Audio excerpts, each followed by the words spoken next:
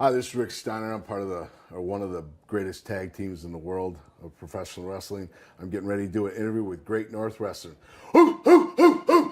So, growing up, were you a wrestling fan? Not really. My brother and I wrestled, did the amateur stuff, but the professional thing, I never got really interested in it until after I was ready to graduate from college. Was amateur wrestling your main sport? Pretty much. Growing up in Michigan, cold.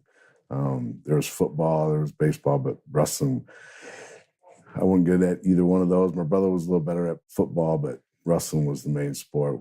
And so we did that year round, and we got pretty good at it. So we just stuck with it, and we were successful with it. Were you in the same weight class as him? No, I was always heavier than my brother. Okay. I was always probably 2 or 3 weight classes above him. He, believe it or not, he was kind of skinny, and he was a lot lighter than I was back then. So, but yeah, he was good. He was real good. We pushed each other. What made you choose the University of Michigan? Well, growing up, it was the helmets. Seeing those Michigan helmets. Always, when I was a kid, wanted to go to school there and play football. Just was never good enough at it.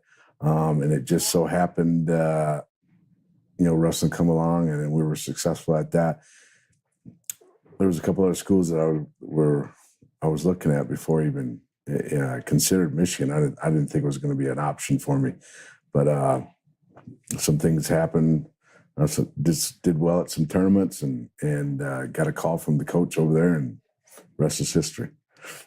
And you have the record for the fastest pin in history. Is that right? Yeah, it's kind of, I think it was up in Lock Haven or Pennsylvania somewhere, but yeah, I just, at the time, I don't know what the deal was, if, having a bad day or something, but, just went after this kid, and obviously he wasn't that good. Yeah.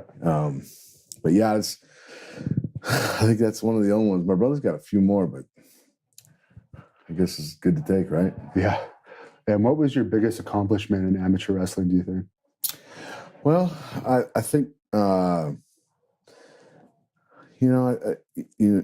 so hard and preparing and getting to where you get that point. I think being an All-American, that kind of solidifies your accomplishments. It doesn't put an end to them, but it helped, and just reaching some of those goals we wanted to reach. My brother was a 2-time, and so, you work so hard at things, and it's just good to be recognized for working hard at it now.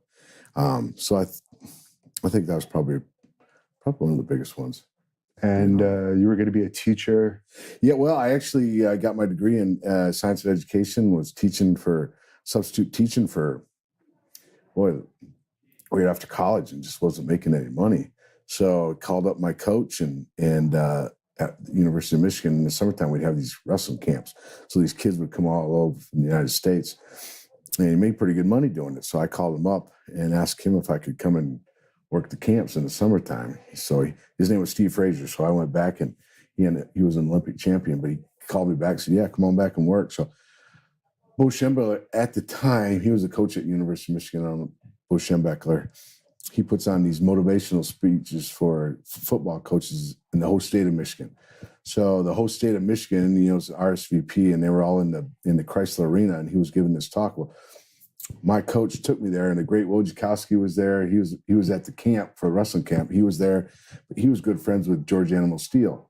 So one thing led to another. Introduced me to George Animal Steel, and he said, "Hey, you ever thought about being a wrestler?" I said, "No, I don't want to do that."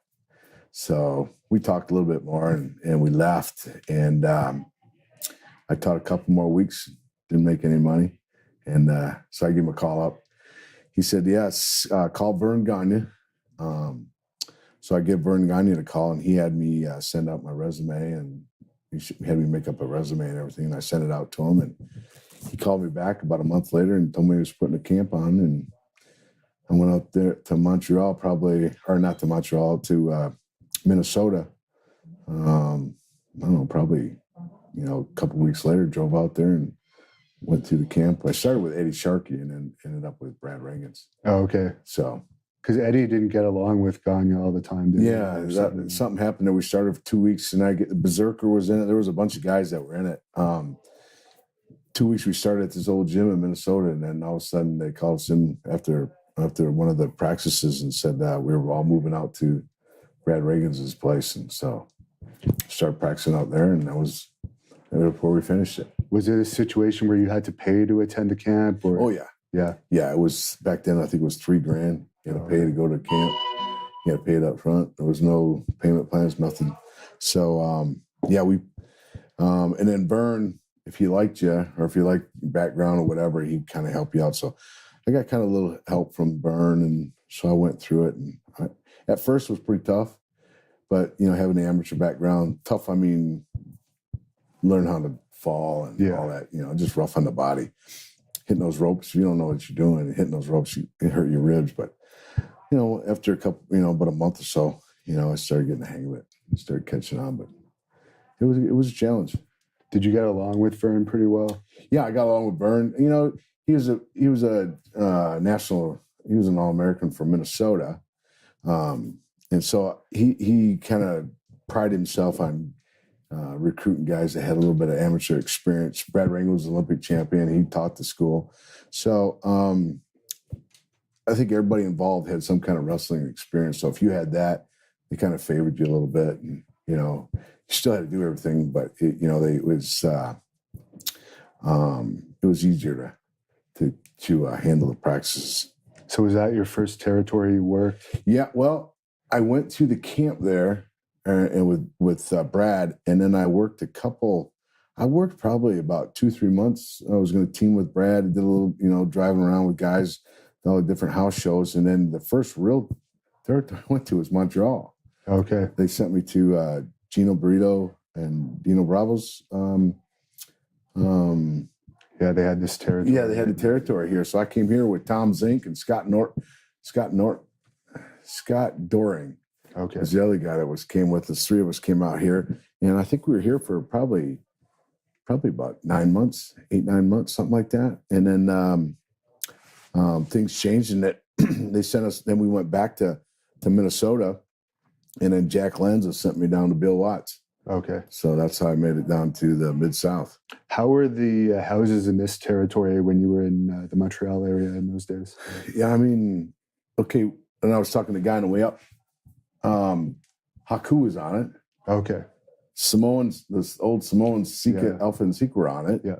Sailor White was on it. Frenchie, Raymond Rougeau. Okay.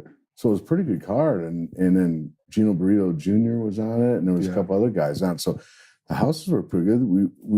We didn't wrestle at the Forum. There was another area in downtown that we wrestled at, and I can't remember. Paul Sauvé Arena. The Paul Sauvé Arena.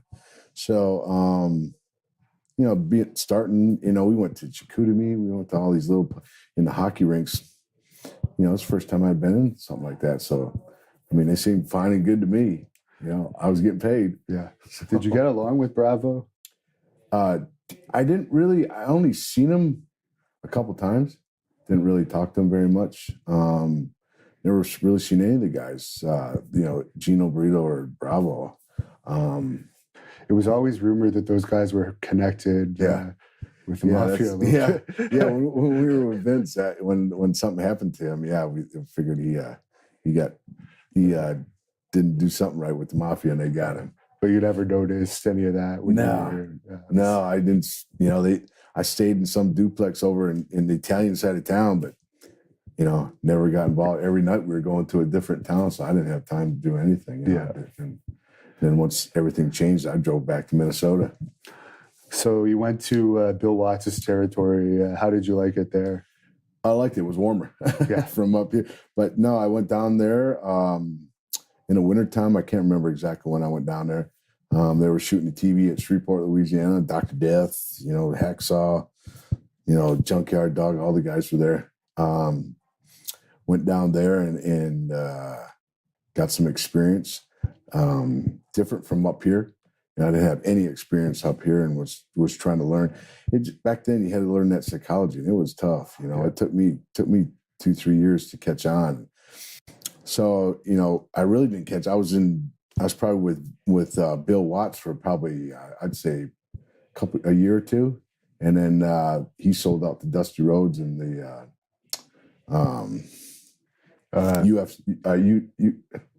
Crockett's territory. Yeah, they bought UWF. So they bought it out. So I went from one, then went to the other one, Sting and I, and that's when I started catching on. Did you get along with Bill Watts? Oh yeah, yeah. Yeah, I got along with Bill. He was great to me. He's another one. He liked the amateur guys. He had Dr. Death and all those guys in there. So he kind of prided himself on, being an Oklahoma boy. He prided himself on having some wrestling experience. Yeah. He liked to push the envelope a little bit. But yeah, I got along with him great. There was always the rumor that he was racist, even though he pushed a lot of black athletes. Did you ever notice anything like that? You know what? I never noticed. Even when I was with him in the Mid-South, Junkyard Dog, he put him on top and pushed the crap out of him. And as long as I knew Bill, if he could make money with you, he used you. There was never that, that personal vendetta for anyone. If he could make money with you, he was going to make money with you. And I think there was a few. I mean, Shell. Birdman was down there. Half the roster was down there. What was that incident where something happened with your brother roughing up his son at one point? Was that in WCW what? Later on? Yeah. Bill had his son, and Eric wrestled Arn Anderson, and he did something and it hurt Arn. And my brother was pissed, so he went in and confronted Bill to his face. And he was pissed off, and they were gonna go at it. And then, some of the office administration people from Ted Turner come in and they stopped it. Well, then that's when the writing was on the wall. It was time we needed to go, and that's how my brother. They said they were going to renew mine, but they didn't renew my brother. Well, I wasn't going to do anything unless I did with my brother, so we went up to Vince. And with Bill Watts, that's when you first started teaming with Sting, right? Yeah.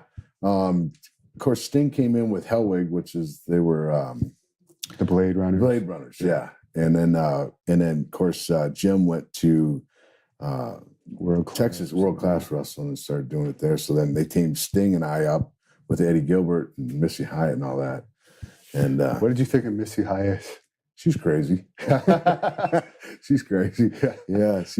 When Sting and I first came in, they put us together. She was with Jack Tatum, and then she was with Eddie. She was, and Eddie was the booker for Bill. So he made sure he took care of her. But yeah, she was crazy. Yeah. Yeah. So what was it like going to Crockett Promotions after Bill Watts? Bill Watts had a real successful TV and had, traveling around like we did, Sam Houston, all the Texas area and Oklahoma and Louisiana area. It was, there was some good crowds and everything. It was a different atmosphere going into Dusty's. You had the Full Horsemen, you had Flair, Luger, all these guys in a different territory. So it took us a while to catch on it, get comfortable with everybody. But after being there for, I don't know, I think we were there about 6 months, Sting got his shot to wrestle Flair, and then I started doing some stuff with the Varsity Club, and things just started to take off and started to work. Did you like Dusty as a booker? Yeah, Dusty, he was creative, and that's another thing. I like Dusty. I got along with him. I didn't know anything about booking, so you kind of just take a guy's what he's doing, and hopefully it works. And everything was successful. Kevin Sullivan, you had the Full Horseman. He had all this success around you.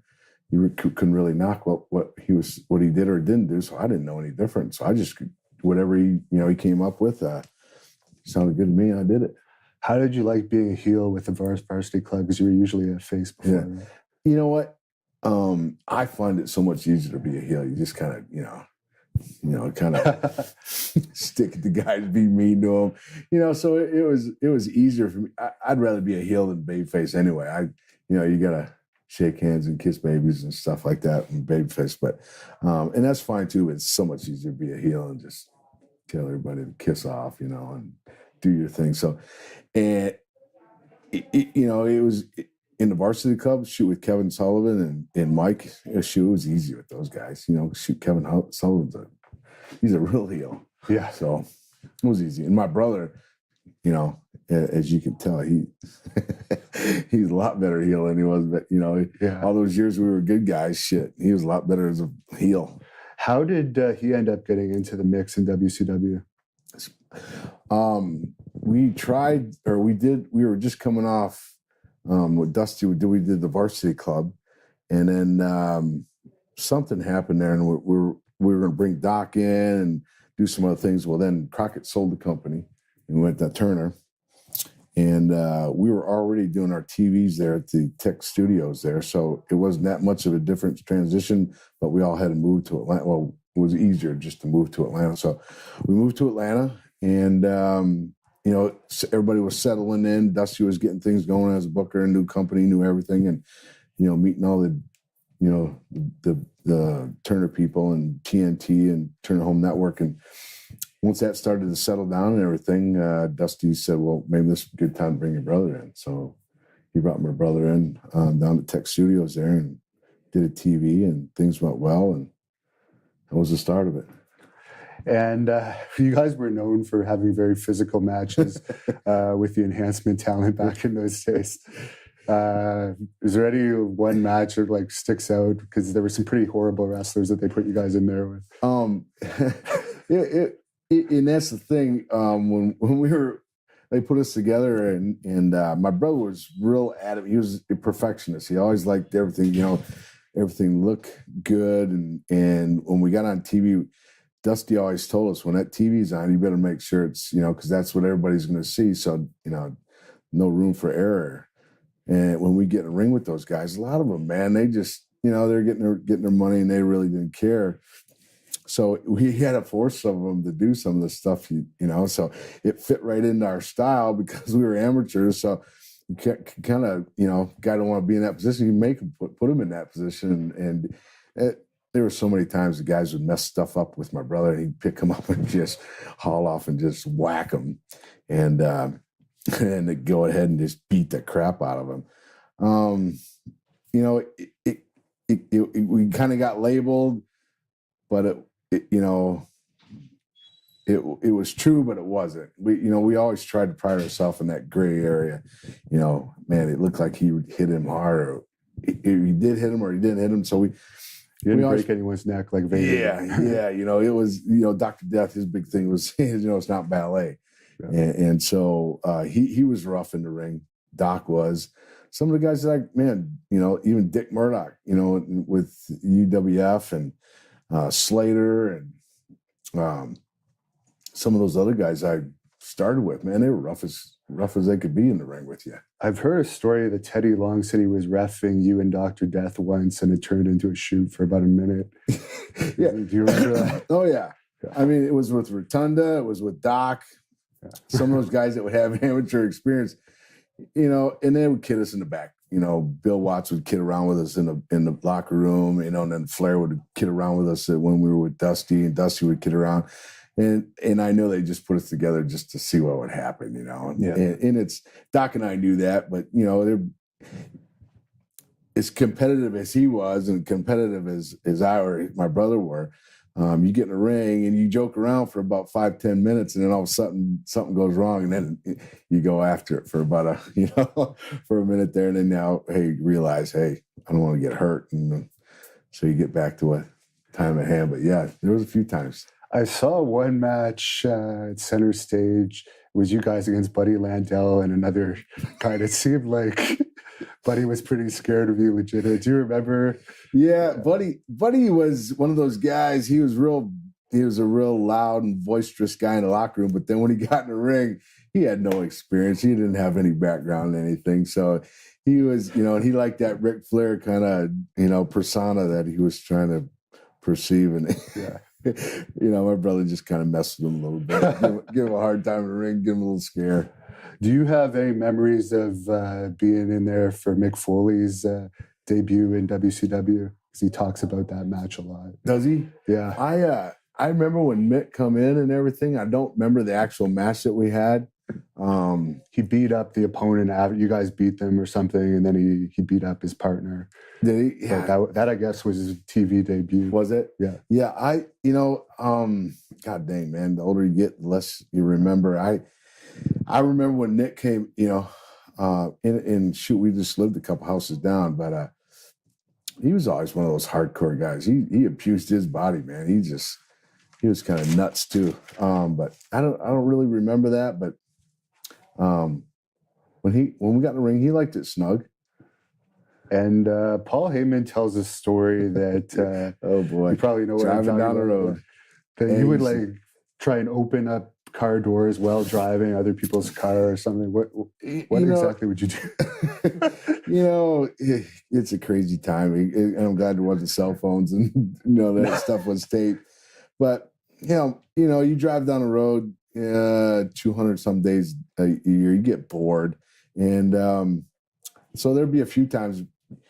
We all have a show somewhere, and we'd all leave the building. Well, hell, you're driving down the road, and hey, that looks like Butch Reed, and so we'd pull up alongside, and I'd try to hold my legs, and then my brother would drive, and I'd reach out, and try to open the door, and scare the shit out of him. And there was a couple times Heyman was driving with who was he with? I think he was with the Samoans or something, yeah. And so we come by him, and we for some reason we haul ass every time we go. It was just 0 to 90, and we went past those guys, and they shot fireworks at us. I'm like, so it's me, Sting, Pillman, and my brother. It's like, oh, okay, shit's out. So we just pulled off at the next store. We got about 5 eggs, and if they had any fireworks, we grabbed gravel off the ground, and so we waited them to come by. They went by, and we chased after them. We'd go by them. We threw all the hanging out the window, throwing eggs at them, and throw gravel at them. Yeah, we had a gallon of milk we were dumping in the wind, so it would go all over the windshield, so they couldn't see where they were going. I mean, it was something was always happening on the road. And I guess you destroyed Heyman's car or something out of that. Yeah. We blocked the road so they couldn't get past us, and then we started throwing eggs at their car, and so Samoans got out to throw at us. Well, then we threw eggs at them, and they ran off. So then we just started throwing eggs inside the car and ended up destroying the car, and then Heyman couldn't rent anymore. So we had a meeting. Turner had a meeting and said that he didn't know who was responsible for it, but that Paul Heyman could not rent any more rent-a-cars in Charlotte, North Carolina. So it was kind of funny. And you brought up Brian Pillman's name. Did you get along with him well? Yeah, I got along with Brian great. He was another one when we first moved to Turner and WCW. Was my brother, Big Boss Man, Brian Pillman, and Foley. Of course, Bagwell was up there. There was a few other guys. We were all in a little 5-mile radius vicinity, and we rode together and did stuff like that. So, what do you think of Bagwell now? He's had all these issues. Mark. He means well. Just made some bad choices. And so I try to, it's been a while since I've been out of business. And I'm now in school board stuff and got my own business and stuff. So I just kind of keep to myself. I don't kind of get involved with some of these guys with their issues and their weaknesses and stuff. So, did you have any contact with Bill Kazmaier in WCW? Yeah, Bill and I end up being good friends there for some reason. I think it was my brother when he got hurt. They put Bill and I together for about a month or two, travel around. They wanted to give Bill some experience or something, a tag team. But Bill's a great guy and everything, and freaking strong as an ox. But just hard for him to get that concept of wrestling in the ring. But he's a great guy. Yeah. And DDP tells a story that you once ripped all of his clothes off in a battle royal. Do you have any?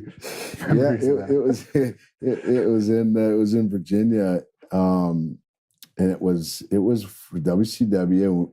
I don't know. I think it was a holiday or something, and everybody was in one of those moods. So they had a battle royal. Freebirds were in it. Me and Sting, my brother, DDP was in it. What's the guy that had the long Humperdinck? He was in it. Jimmy Garvin was in it.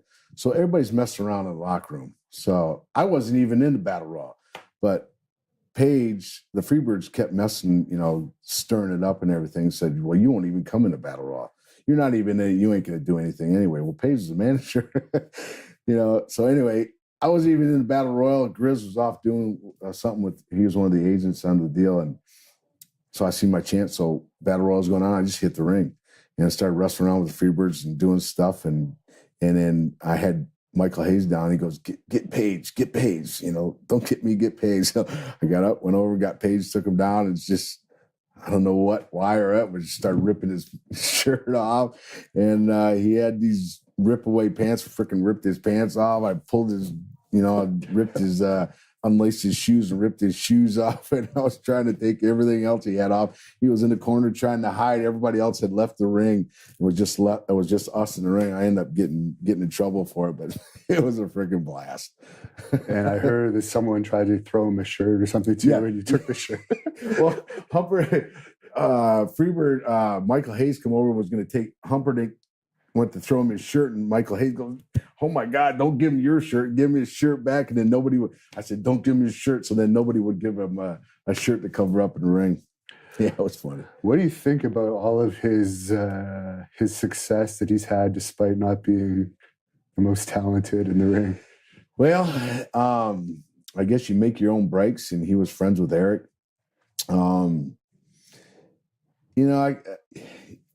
I got along with DDP. He's a good guy. It's just, he made his break. I made mine, and you can't really fault him. Everybody's going to try to do what they can do to be a success. And he had to do what he had to do. He had Kimberly, and and he knew the boss, and I guess he trying to say it in a nice way, but I mean, I think he did the best he could for what he had. And do you ever do any of his yoga videos or anything like that? No, hell no. I don't need no stinking yoga.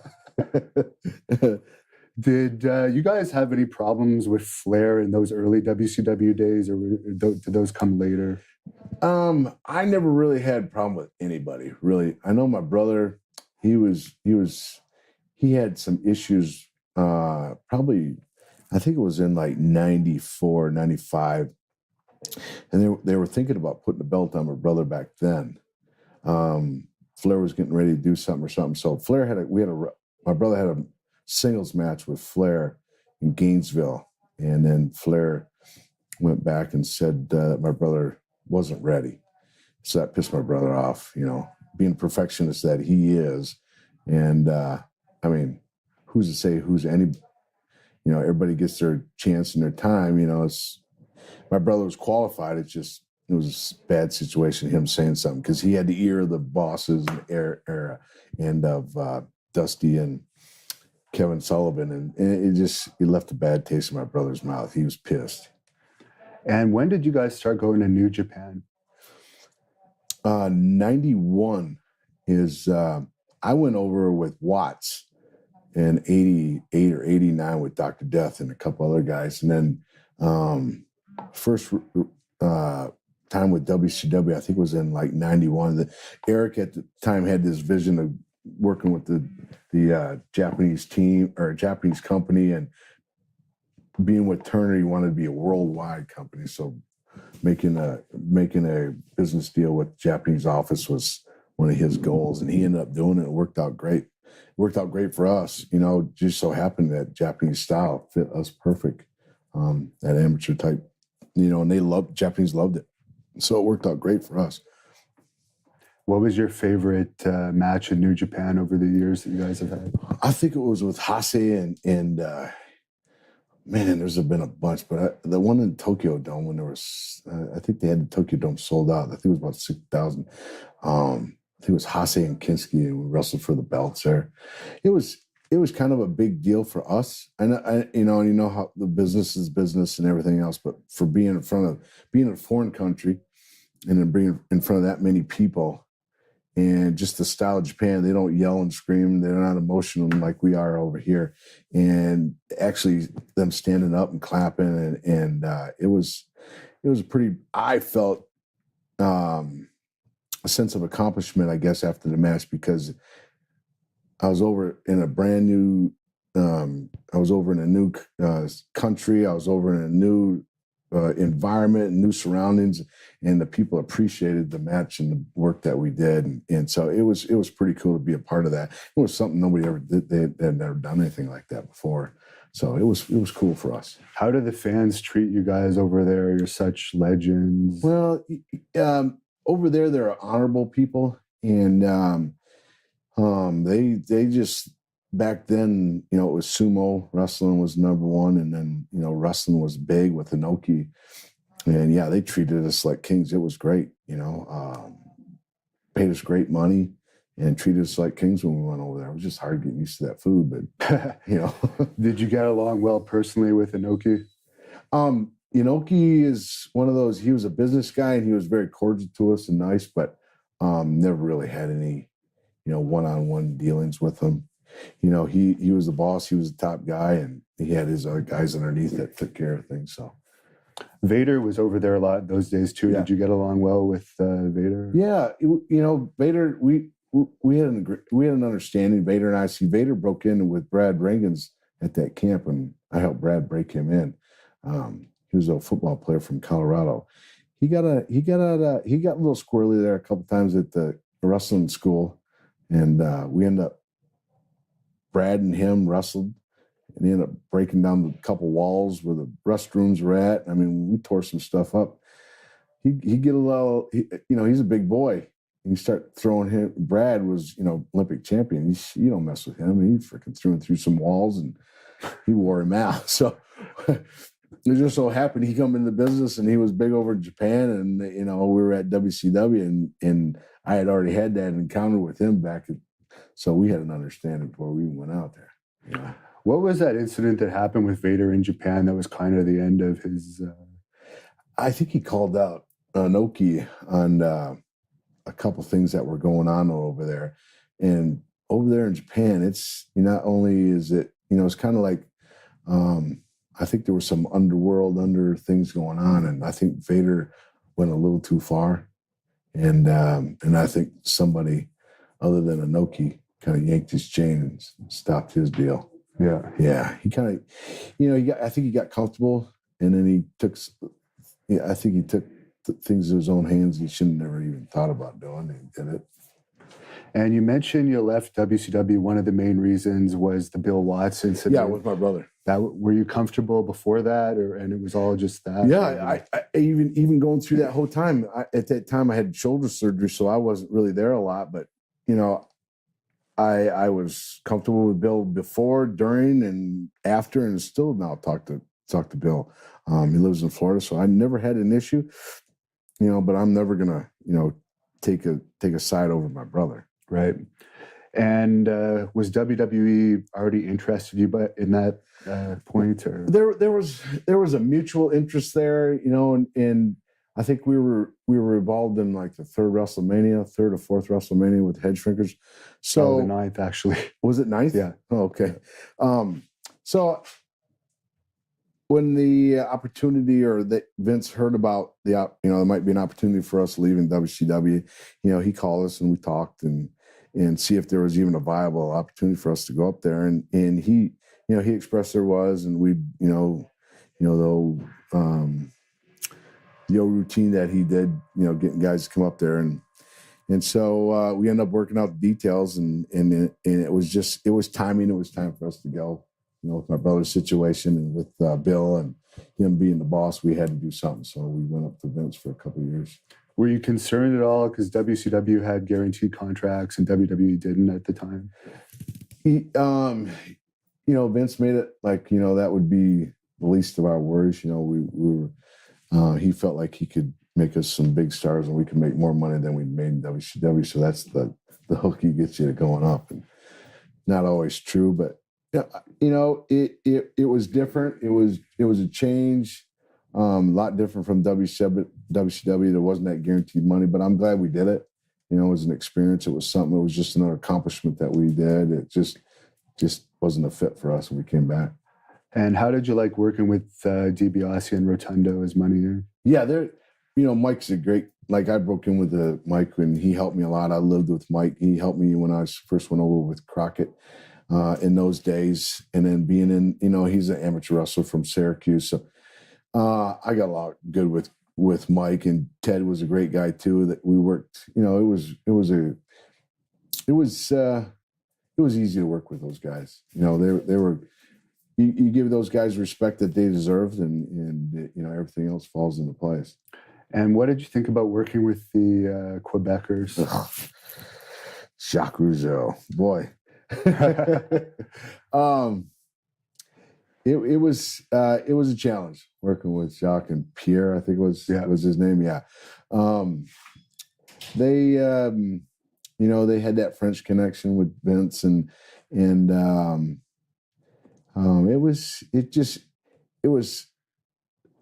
for me personally, I just didn't feel the match.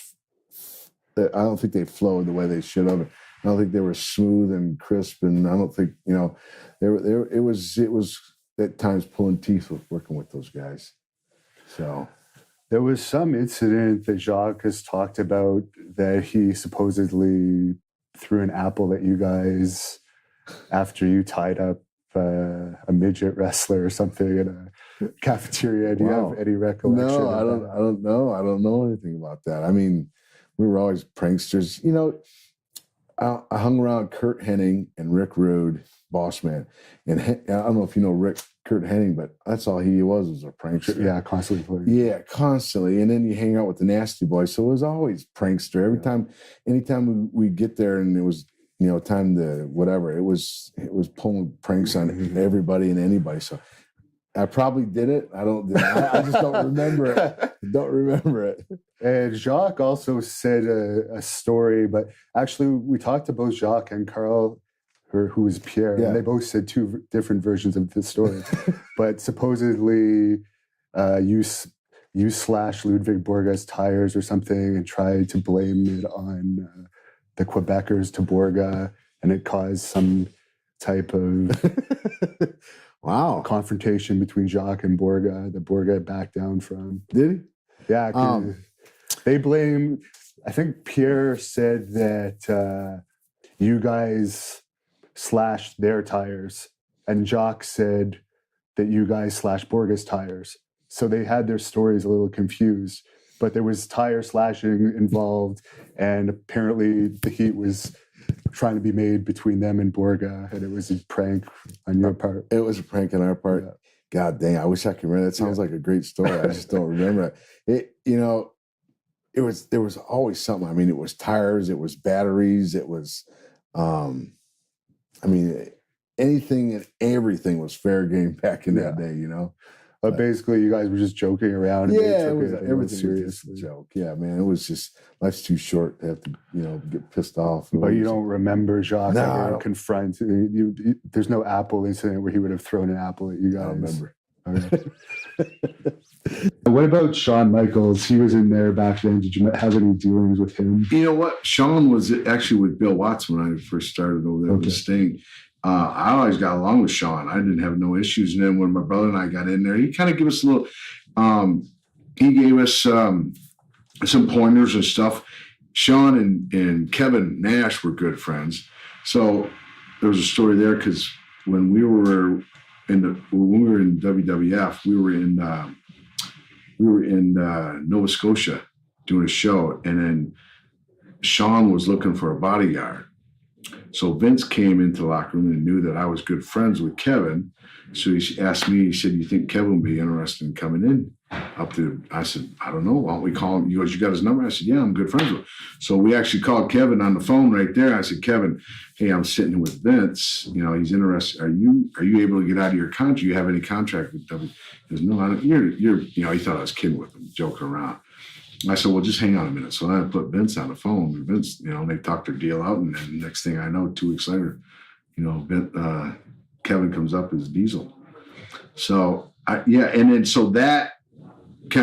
then Kevin was Shawn's bodyguard. So then, Kevin is, we're Detroit boys, and he's godfather of my kid, my oldest son. So there was just that little that little circle there of, Sean tried to help us and do what he could. And he liked Kevin. And so we kind of saw a little inner thing there. Right. So you helped them out. Yeah. So do you have any memories of your shots you did for Smoky Mountain before you left? I remember I remember doing a match with Bobby Eaton and the Midnight Express, and they had, what was the black guy that was, he was their manager, and maybe it was the Freebirds. But anyway, we had that Arnold, our dog, and it was a couple matches we did. Well, we'd bring him in the ring. Well, come to find out, Michael Hayes is scared of dogs, and so is this black manager. I can't remember his name, Ricky something. So anyway, as soon as we got wind of that, so when we come in the ring, Michael Hayes and everybody would get out of the ring. Well, heck, when he got out, we got out with the dog, and then I chased Michael Hayes all over the arena. 2 weeks later, Bobby Eaton, and he had this black manager. I think his name's Ricky something. But anyway, he got in the ring. He didn't know anything was gonna happen. I'd set it up with Bobby Eaton already. So when we come in the ring with the dog, Bobby Eaton just leaves right away. Well, then he's standing there looking at me, and I got the dog, so I let the dog go. He jumps up on the top of the ring post so he can get away. Well, the dog's trying to nip at his feet, so he ends up falling off that top post ring there. And I grab the dog. He falls down and takes off. He's like, "What?" I let the dog go again, and he ran up the stands, up the stairs, all the way back to the thing. I ended up getting the dog. I got out of the ring and chased after him. Called Arnold, "Get back!" Arnold came back. My brother's laughing, and Bobby, everybody's gone. So I chased this black manager all the way up to the top of the arena, and he takes off running like this. So then the crowd's there, and everybody's laughing. So then I come back down with the dog, but he never came back down. I think he left, got in the car, and just left. I don't know what happened to him.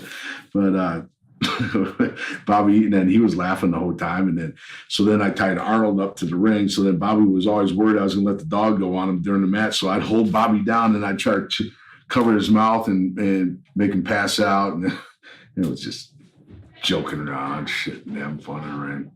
What did you think of Jim Cornette? I like Jim. He's I got along great with him. Never had an issue. He was a manager for Big Boss Man. Me and Ray were good friends, and so I really got along with pretty much everybody. Jim, I always had fun with Jim. He respected my brother and I, and he never said a bad thing about us. And we always had fun. So why did you ultimately leave WWE? There was just some of the things that we were told were going to happen just never materialized. The money was an issue. It was never. They never followed through with what they said they were going to do. My brother just got tired of, we were back then, you would go on the road for, 15, 20 days and not go home. And there was just some different things that were going on there that we just weren't, back then, that's when Vince was getting sued. He was brought on charges for taking, all these people across state lines. It was just all the drugs and everything going on. So it was just a bad time to be there. And he had that ICA company that was taking the dump. So just a lot of things going on. And I don't think the focus was on wrestling. We weren't being compensated how we thought. We put up with it. We didn't put up with it. We went through it. Tried to make the best of it. And then the opportunity came that we could go back to WCW. So we grabbed it, And how did that opportunity come about? You were just friends with Eric Bischoff? Yeah, at the time, I really wasn't friends with Eric. I got closer with Eric as time went on, but I called Paul Orndorff, we're real good friends with Paul Orndorff, and asked him if there'd be interest in us coming back. Well, what happened was once that happened, once we started having issues with WWF, I called Japanese office. Okay. So we got a deal worked out where we could go over to Japan 10 weeks out of the year. So we presented it to Vince. Hey, I know we're not making the money you said, and blah, blah. We went through the scenario, and I said, well, we got an opportunity to go to Japan. Do you care if we take it? And he said, yeah, I don't mind. Well, I'm not going to be able to, do what I wanted to do and everything. So at that point, we just felt like it was a better opportunity for us. So we started doing the Japan thing, because I knew Japan and WCW were going to probably get back together again. So We started working with Japan. We did that for, I don't know, about 6 more months. And then Vince gave us a release. We ended up finishing our deal with Japan. And then in the meantime, I called Paul Orndorff and just got back in with WCW. And you feuded with the Road Warriors a bit at that point, didn't you? Yeah. What did you think of that? Oh, we love working with Joe and Mike. They were real physical. You know, they were more of a brawler type team. You know, weren't scientific. They'll agree. You know, they weren't never scientific. It was all just muscle moves and brawling and stuff, and that was fine. We enjoyed it, and it worked good. We worked great together. We were willing. Both of the teams were willing to sacrifice to make it a good match, and Japanese people just loved it when we went over there. So that was a good match for us too. And what about working with the Nasty Boys? Oh boy, it was something every night. But you know, in those guys, they didn't have a lot of, and they'll tell you they were heavy guys, didn't have a lot of talent, but they had a good gimmick. But they worked hard, you know, and they liked the physicality of the whole thing and everything. So it was kind of a funny thing, but my brother and I never really mattered who we were working with. We worked better with guys that were more physical, and we had the amateur background to help us in the more technical matches. So, it was just a gift we had. We were lucky. Good Lord gave us the opportunity and blessed us with that. And, we tried to perfect that the best we could. And what about Harlem Heat? They were pretty over at that time. Yeah, they were a good team too. Stevie, he was the heavy hitter, and then Booker, he was the moves and the high flyer and stuff. And my brother was like at that time like doing the high flying stuff too, and the more risky moves. So they worked good together. It just it was I guess it was like it was just I think it was a gift we had. We could adapt to any one of these teams, and what made it real nice is a lot of these guys were real men. Even Booker or even Butch Reed and Ron Simmons and Butch Reed, they were a great team, and they liked it physical. The Road Warriors liked it physical. Even Kevin Nash and Scott Hall, they were a good team. They weren't so much, they liked it physical, but they were, just a big team, skyscrapers. It seems like all these guys, big guys, football players, some kind of athletics. So it really worked out for us good that they liked physical matches. Was it ever difficult working with Scott Hall? No, never. Scott was always, I know it was later on, things started to happen with him in the ring, but in the beginning there, he was great to work with. He could be stiff at times. Kevin, we were all, we dished it out. We'd take it, we took it too. So, yeah. Speaking of stiff, there's apparently some match happened with Conan and you where you ended up stiffing a bit. Well, it was towards the end of WCW there, and there was some things going on. He was having some issues going on with some of the other Mexican wrestlers where there was some money involved and stuff, and a few of us got wind of it. I talked to Eric about it and everything, so they put me in a match with Conan. Well, Conan, he'd get a little stiff on you too. Well, I don't know. I don't know if I was just got up on the wrong side of the bed that day, but I went out there and had some stuff. He got a little stiff, and I just turned the amateur switch on and roughed him up a little bit. And, I guess he didn't like it too much, but what shit happens, Was there any repercussions for that by WCW? No, I mean, truth be told, Kevin Sullivan was the booker back then. He told me to go up there. There was a couple of guys, he said, "Hey, man, do what you do best out there with these guys." So, and you had to work with Tank Abbott a bit, who wasn't really a wrestler. What did you think of working with him? He had a little bit of attitude when he came in. The UFC type attitude, and him and I had a thing in South Carolina we had going on. I don't know if you ever seen that fist fight we had down there in South Carolina. Somebody put it on internet or on. So it was in WCW. Yeah. Okay. Yeah, he was in the crowd and he was making fun of the guys, and so So Kevin Sullivan got me and said, go down there and get into it with them. So he paid for a ticket and tried to yeah. So I went down. It's actually on the tape. Somebody sent it out over. I don't know if it was on Twitter or something, but sent me a notification on Twitter, and it actually has the sequence of stuff coming down. I was just in street clothes. Said, go down there and give my heart. I said, sure, all right, I'll go down there. So we went down. We threw a few punches, and cops escorted him out.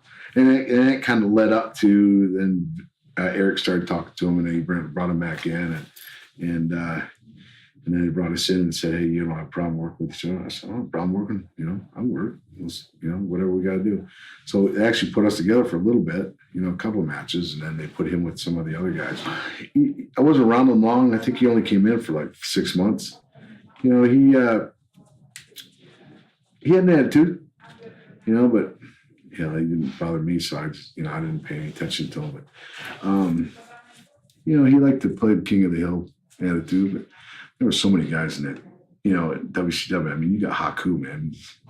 You don't mess with that guy, Would you say he's like the toughest wrestler of that era? Back in the day, I could give you a handful. I mean, you got Haku. I've been in LA and some of those things. I've been in St. Louis, and that thing he does, it really works. I mean, we were sitting at a bar, me and Kurt Hennig, in St. Louis, and these Marines come in. And they were just joking. They were drinking. By the end of the night, one of them come over and said, what are you guys hanging out with? He thought he was black. And I said, well, he ain't black. And I if I was you, I wouldn't.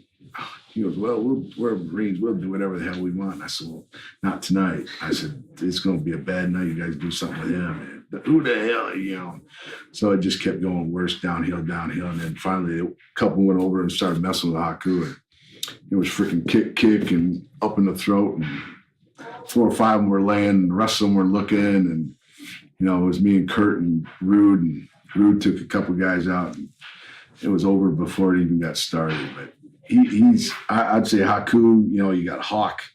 He had that. You got Dr. Death. Even what's his name? Billy Gunn. Bart. He had that. He was a lefty, man. He heavy hand, man. He knocked some guys out cold. But and people say Rick Rude too, as you just mentioned. Yeah, Rick. He was, just to start with him. We were I was in Montgomery, Alabama, and we were doing a thing for a hunting show. It was Kurt Hennig, Rick Rude, me, Boss Man, and Steve Austin. So we went into this country bar, and then we were there with a couple country singers, and so they were giving a show on that night when there was a bunch of cops off duty there. Well, this one wanted to arm wrestle Kurt Hennig. Well, Kurt Hennig can't arm wrestle anybody. So Kurt says, well, I'll do it for $500. So he started making a big deal and drawing attention. And they were drinking. He said, I'll take you out for $500. And so the cop comes over, and now we got 4 or 5 cops in Montgomery, Alabama. What the hell are you doing, Kurt? He said, no, don't worry about it, man. I got it, And so Rude is off in the corner. He's just sitting there, and he'd always just sip his beer, just 2 fingers, he'd just sip his beer. Well, Rude's a world championship arm wrestler, him and Scott Norton. So this guy says, I'll do it $500. You got your cash. Of course, Kurt had his cash money out and made that guy put his cash money on the table. He goes in front of everybody. He goes, wait a minute. I'll make it $1,000. The guy goes, blow. He goes, if you can beat him, if you can beat Kurt Hennig, or if you can beat that guy over there, then I'll take you out for $2,000. Well, the 5 of us know what the hell's going on. He's setting this guy up because Rick Rude's freaking world champion arm wrestles. So they get this big, everybody clears out. We got this table in the middle of this bar. This concert stops, and Rude gets up there like he just doesn't want to be there. He puts his arm up there. The guy, trying to maul his hand, trying to get a good arm position. They get ready. The $1,000 is here. This cop, big old burly guy, get ready. Boom. The guy goes like this. His buddy's over there. He's in uniform. They put the hands on it. They're ready to break him down. Rude goes, bam, smashes his hand down. Kurt Hennig takes the $1,000 and starts laughing. So I'm like, what are you doing? So now we got 18, 20 cops in this bar. How the hell are we going to get out of there? So the owner of the bar knows us, and we're with John Anderson, the country singer. He takes us out the back door. called a couple of his buddies. We got in cars and we took off. Never went back. But it was just stuff like, took $1,000 cop money and he never arm wrestled anybody. Yeah. Hennig never even arm wrestled anybody. Just laughed the whole time. Took $1,000, and Rude had to do all the dirty work. Didn't get any of the money or nothing. And we laughed the whole time. And did you have much dealings with Goldberg in WCW? Oh yeah, Bill was a good friend of mine. We got to be he was a good friend as soon as he came in. He asked a lot of questions and I kind of give him some pointers there when he first came in. How to handle this and that, and we ended up becoming good friends. We did probably 10 different years of Sturgis, riding our bikes out there and having a blast. He lived in Dawsonville, which is up in the woods there in North Georgia. My boys loved him. My boys still call him and talk to him. And got to be good friends with some of the guys on the Georgia football team. But yeah, Bill's a good buddy of mine. What do you think of his return now? I wish him the best of luck. My thing is I just hope nothing, hope he stays injury free, and I wish him best of luck with all. I hope it goes off good. I mean, his opponent's a big old dude, so let's hope everything goes smooth, Yeah. And, he's got a family now, and none of us are getting any younger. Yeah. So. Don't want the same thing that happened to Sting. Yeah, Sting, it's just, you kind of look and you get that point in your life, man. It's like, I know you feel like you got one more in you, but gosh, sometimes it's not worth the injury. What do you think of this guy, Kevin Owens? It's their champion now, and shorts and a t-shirt. Yeah, just, I think the more you water it down, just back when we were going, here I go back in the day. Back when I was doing it, you respected the business and there was no talk about it, and you dressed according like you were going into war with this stuff. You wear a t-shirt, you get it ripped off you. You wore jewelry, you got it ripped off you. You didn't act right, freaking got the hell beat out of you for real. I mean, just another story. I was when I was with Bill Watts.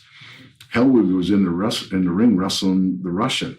Well, you kicked the guy in the ribs and it looked like shit. Well, Bill Watts ran from the locker room to the ring, kicked the Russian about 5-6 times, and then he made Hellway get down the ring, kicked him about 5-6 times, took them both. And this is the middle of a show, takes them back in the locker room and said, if you guys ever, play that, crap again, you're out of here. Well, Russian had a few things to say. Well, hell, he took the Russian to the back and they beat the hell out of him. I never seen the guy again. Hellwig, he got back there and he made him work on doing kicks for about 30 minutes. So, I think it was just more of a respect for the business. And it was different mentality. It was older school, and you had these older guys, crusty old guys in there. So they kind of wanted to keep that tradition going. It's just, things have changed. It's got big money now and it's just different change in the way business is going. What do you think of their product today? They have champions that wear shirts in the ring. I hate, back then when Dick Murdoch and all those guys, and they used to talk about the old days, and I say, oh my gosh, I'm never going to do that. I guess the business has got to evolve. I don't know if it's evolved in a good way. I still believe in, this, the psychology of the business and keeping people on the edge of their seat where they don't know if it's how real it really is and how, what actually I'm doing out there. And I like it more of a contest than what it is now. It just moves. And so I'm not a real fan of the new, there's some good guys in the business now that, good guys, Orton and Cena, and those guys are good guys. And it's just, you got to go with the flow of the business. I just don't agree with the direction it's going in. Yeah. I still like the kick and punching. And they ended up splitting you and your brother in WCW. What did you think of that angle? At the time, I wasn't sure. I talked to Sting about it. Eric talked to me about it. It was just, I think it was time.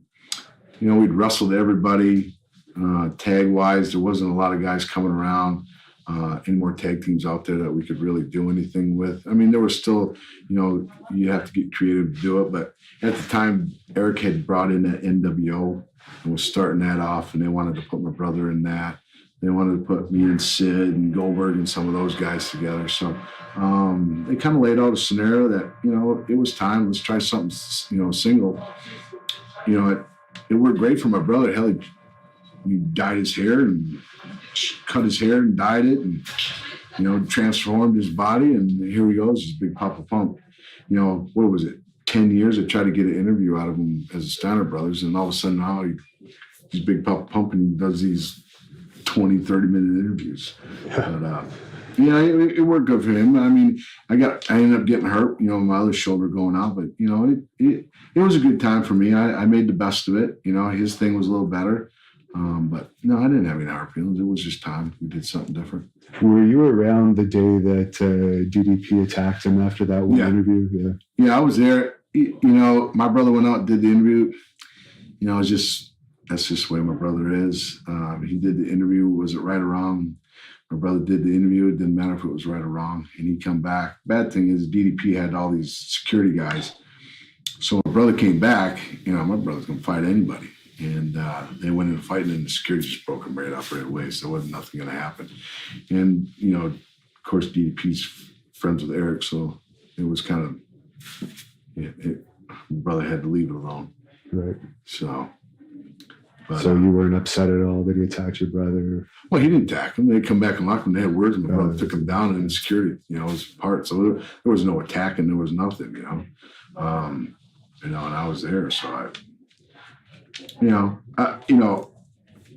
it's my brother, so ain't shit gonna go down. But nothing went down, so nothing I was worried about. I sure wasn't worried about DDP doing anything.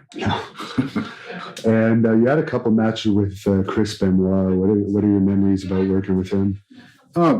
Chris, when I first went over to Japan, he was over there. He was in a dojo with Undertaker, and he was a good, respectful kid. We had some matches, and even later on, when he was in Japan, he was a junior. So when I wrestled him, I treated him as a junior. And but he ended up being a good hand, a good wrestler, and I enjoyed working with him. I know a couple times you got upset. You thought maybe I did a little more than I should have, but if you don't like what I'm doing, stop me or do something or change it. I never took advantage, to the point where I made. But you know what? Sometimes just if I didn't feel it was right, I wasn't going to do it. I stood by what I believed. So, were you surprised about what happened with him? Yeah, all those years, a guy, and you and I talking, shoot, women get you pissed off. I could see, doing something with your wife, you get pissed off and get mad at her.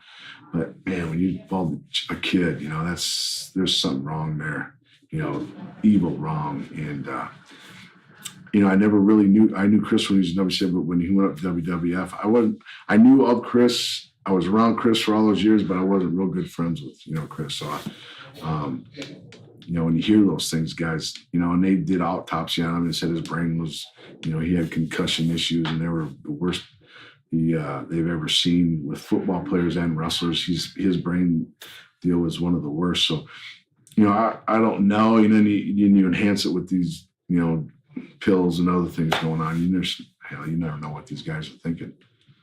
And your brother had some issues with Terry Taylor in WCW. Were you always pretty cool with Terry Taylor? Yeah, Terry was one of the other guys that were with Watts, so I had that rapport with Terry from, he kind of helped me through the business there when I was with Watts, having the matches. And so I had a rapport with Terry. I knew what kind of guy Terry was. My brother just, he had a different attitude about everybody, and he didn't like some of the things that Terry, my brother, that's the thing. He didn't like you, he'd tell you. It was no hiding it. He was no backstabbing. He just wait face to face tell you he didn't like you, and he treated you that way. And some people can't handle it. Some people can. It's the way he is. And what do you think ultimately led to the end of WCW? I believe, my thought, and it just got the guys, I think, were allowed to get out of hand with, first of all, the money just got crazy.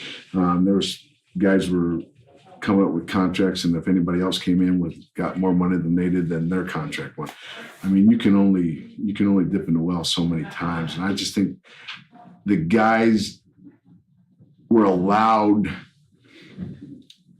a situation, and then, like anything else in the business with the boys, you give them an inch, they're going to take a mile, and I think they just, it's just I think they started taking over the hen house, and you can't, I know Turner had a bunch of money, but once things started to get out of control, I mean, we were making money and the business was good and everything else, but it got to the point where it wasn't Eric's company, it was Ted's, and Ted lost controlling interest, and then once that happened, it just went down.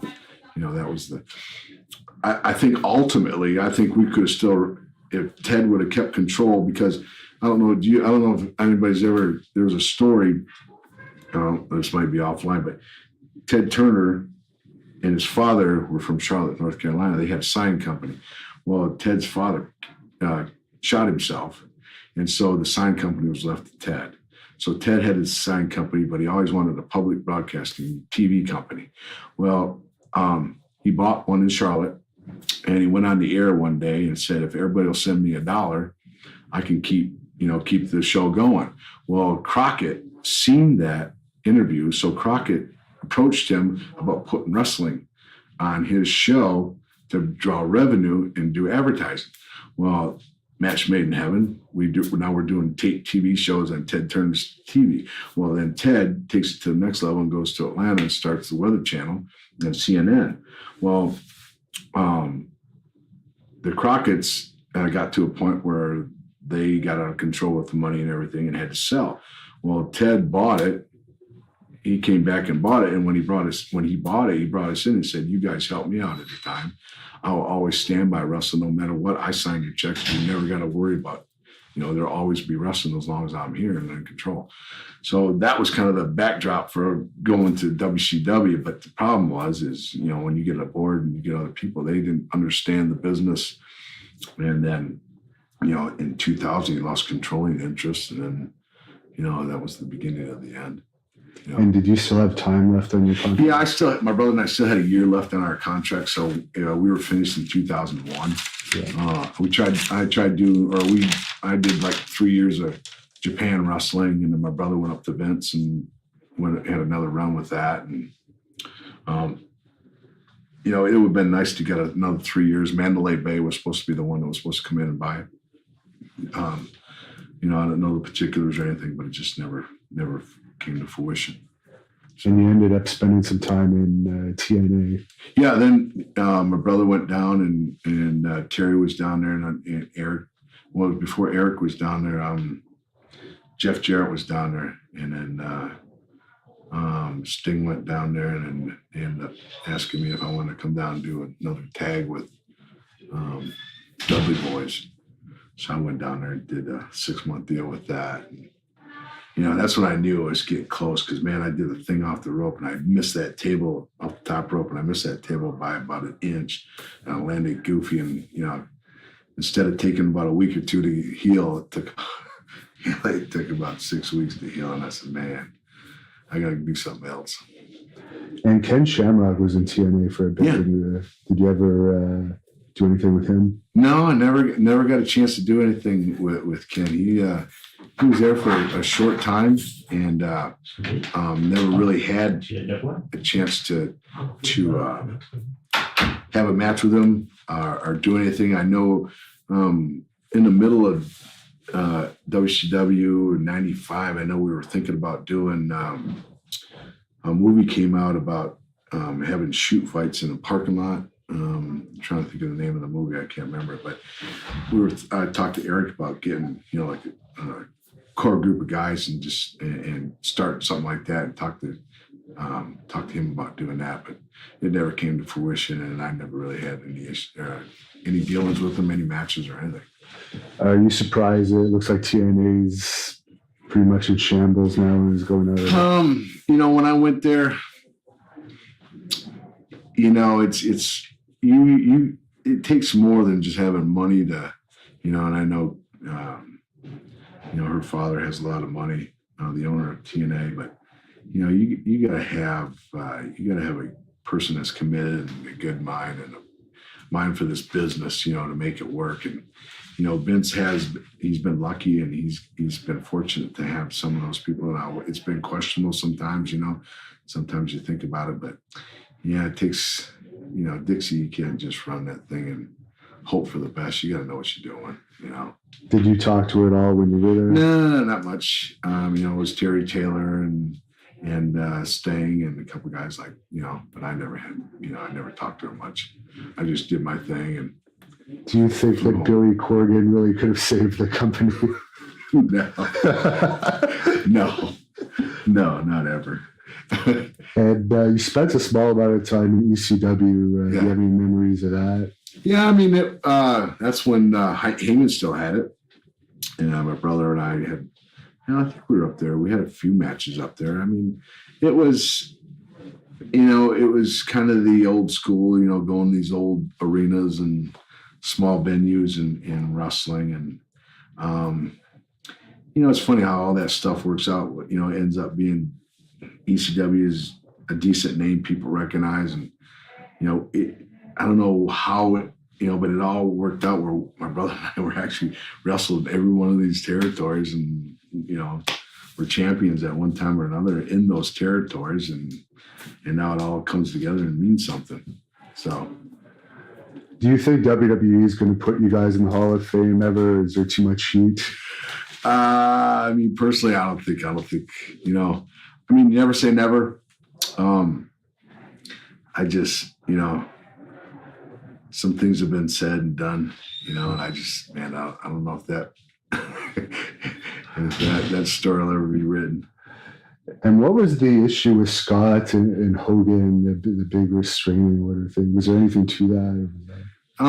Yeah, it was. The thing got carried away on Twitter, and my brother, like I said, my brother just isn't going to ever back down from anybody, and he doesn't like Hogan to begin with, and he doesn't like Flair, and, so my brother likes you, you're good. If he don't like you, he don't care, and he'll just do whatever he can. And, my brother's been pretty successful and is with his money and everything. So money's never an issue for him. So when Hogan made some comments and stuff about the TNA and being down there and all that, my brother just let him have it. And then there was some things being said, and then my brother brought up some stuff that was pretty personal. It was true, but they didn't want it to come out. So and then, of course, I don't know, I wasn't there. They said he said something to Hogan's new wife or new girlfriend or something. I wasn't there. I didn't see any of it, but I know Hogan. I know the legality issues of it. Yet he did. There was a couple lawyers hired, and there was some stuff taken out. But my brother ain't backing down from nobody, nothing, So. And it turns out everything he said about TNA has been proven true. Everything, I think that's the funny, my brother, he says it, and it is kind of raw and, off whatever it is, but it's always true, or it always comes true. And so it's, it's not this fictitious stuff that he makes. Everything that he validates or says comes true or is true. And sometimes people just don't like hearing it. I think that's what the heart that people have. And he's like the only one that'll say something. Everybody's worried about, oh, don't do that. You'll lose this, or you won't be in the Hall of Fame. My brother don't care. Yeah. He'll just say what he wants to say.